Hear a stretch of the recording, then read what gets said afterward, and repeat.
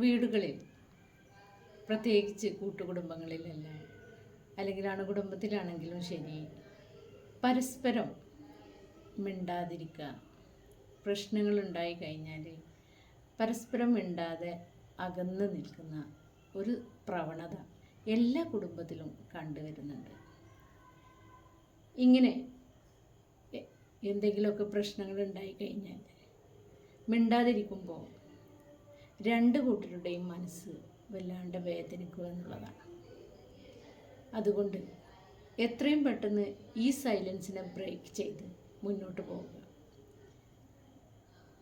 ഇത് നീണ്ടു പോയി കഴിഞ്ഞാൽ തീർച്ചയായിട്ടും ബന്ധങ്ങളിൽ വിള്ളൽ വീഴാൻ സാധ്യതയുണ്ട്. അതുകൊണ്ട് തന്നെ എത്രയും പെട്ടെന്ന് ആ സൈലൻസിനെ ബ്രേക്ക് ചെയ്തുകൊണ്ട് കുടുംബത്തെ നല്ല രീതിയിൽ മുന്നോട്ട് കൊണ്ടുപോകാൻ ശ്രമിക്കുക. Okay, thank you.